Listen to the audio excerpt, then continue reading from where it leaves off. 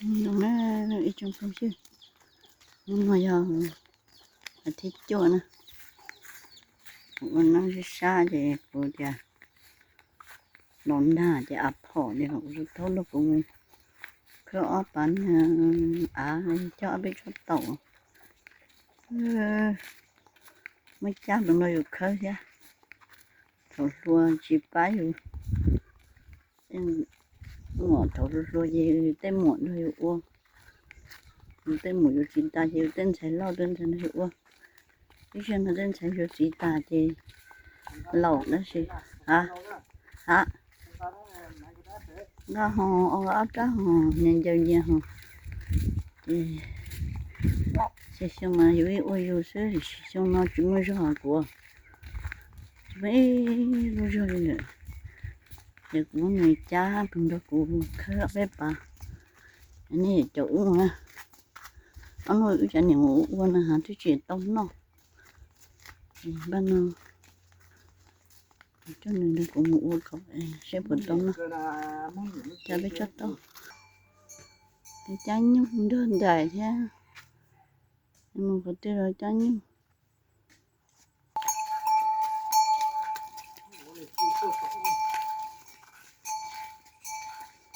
là ít nữa lâu rồi mà tú nó mà mẹ rồi nè người ta cho bộ su mày sẽ mẹ rồi sẽ bộ chơi rồi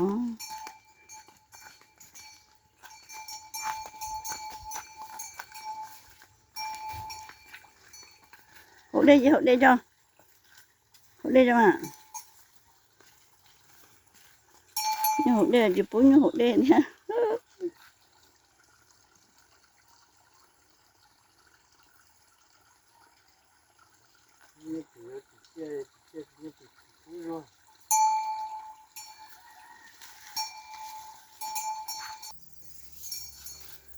bấm lại ba vào tà thế ở trà tốt tư mà chị ơi tốt tư mà chị đấy voi tốt tư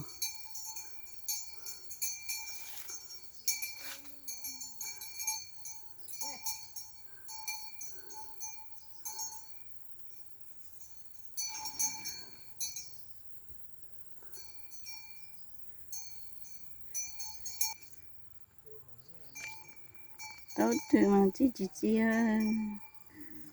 giá là nó mà chị mong cô thôi bé một để lấy cho tốt tư để đi mình cài cho ít nè chị sắp rồi nè chị cho nó lên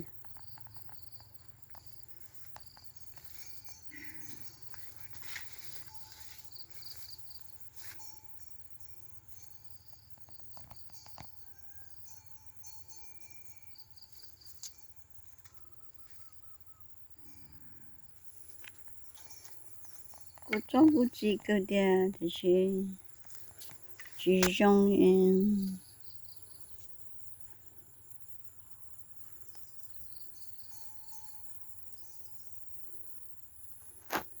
cứ còn nó bé bà nó nó có sát tị nó cho bé cho tậu chịu gì cho nó tậu nó chỉ mua thế gì lạ mới bật tông nó cho bà rô chỉ chân nhập bà rô rồi nè rồi thì bà rô chỉ nó son chơi lười đi thế bao nhiêu tao bao nói á tao nó mà tậu đuôi á tậu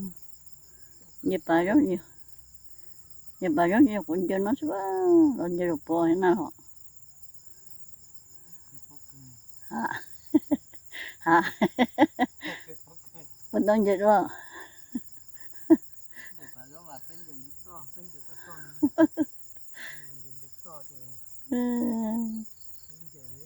đang vậy luôn thôi luôn á như tới một chút trong gì Udah mau lo yuk wah, jenok sih, udah mau yuk tita, udah saya lo ya tung saya udah saya lo yuk wah, udah saya yuk tita lo yuk wah je, bé lu sát thì giờ lu tí tiền ha, thì yuk tuần giờ yuk giờ,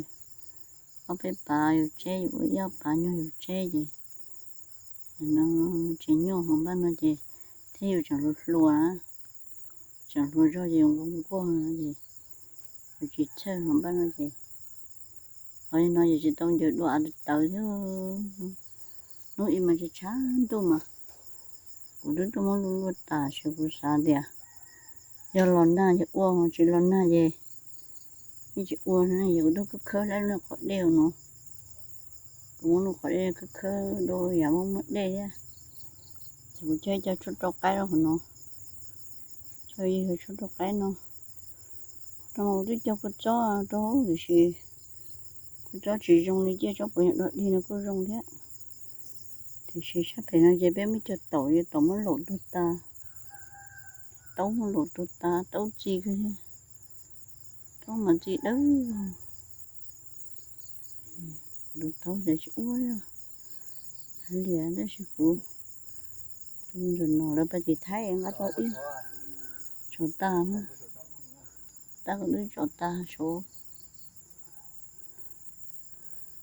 coi như để có được tôn được cú cho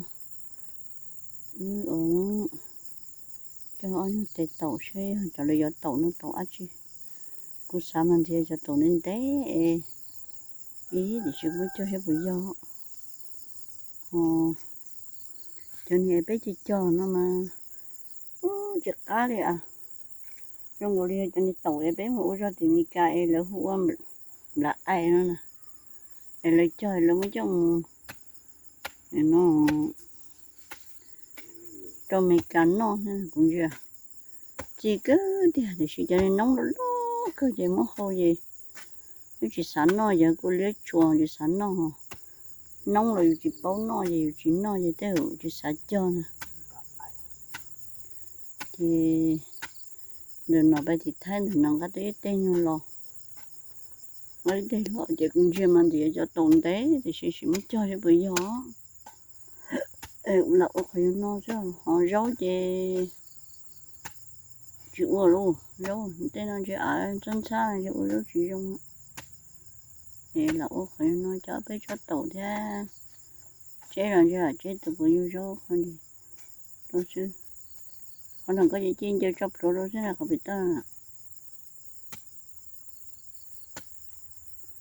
trên chơi bao nhiêu rồi nhục mới sủi xuống nó bên lúc sau này lâu na chưa có thấy nhiều uo thế đâu có thì ở đâu mà cứ chỉ lấy gì cái gì chào lâu na cái gì mà tụ cái gì mới cho xe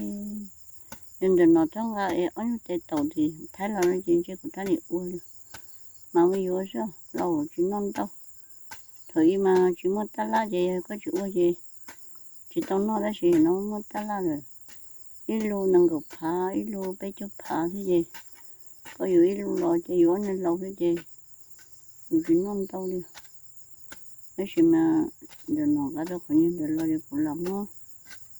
hay nó dừng chờ nó làm mình chờ cho bé nhập bản cho sẽ bự luôn rồi cho rong nó về chứ tao nó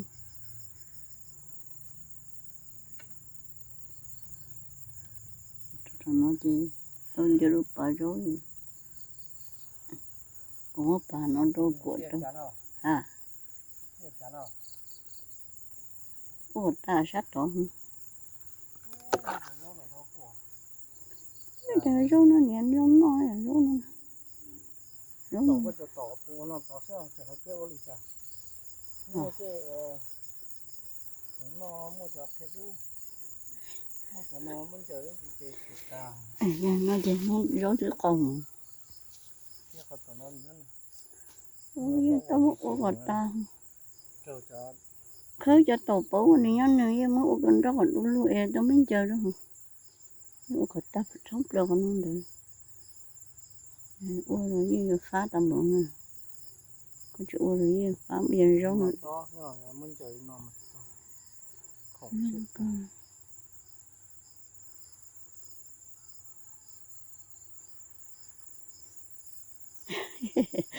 tại cái bọn này nó chết sáng rồi sát thì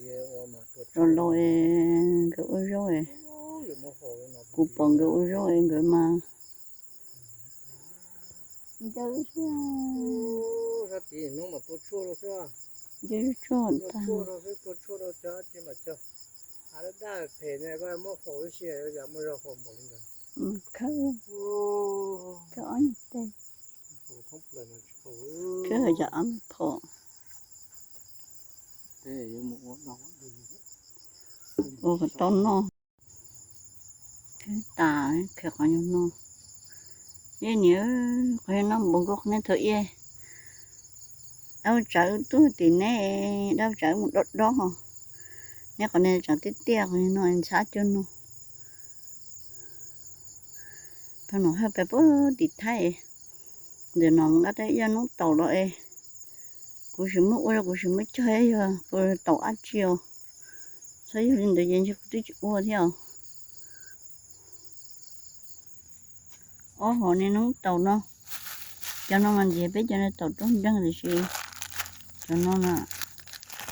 mà cô sao đến gì cho nó tàu lên đấy còn là bây giờ cho nó tê trong sao cho bây giờ chỉ có làm mới cho bây giờ sao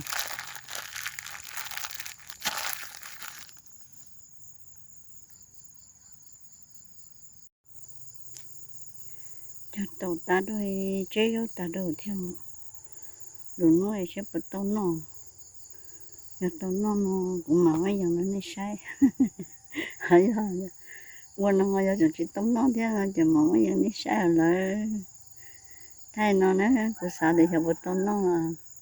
à đa là một nó theo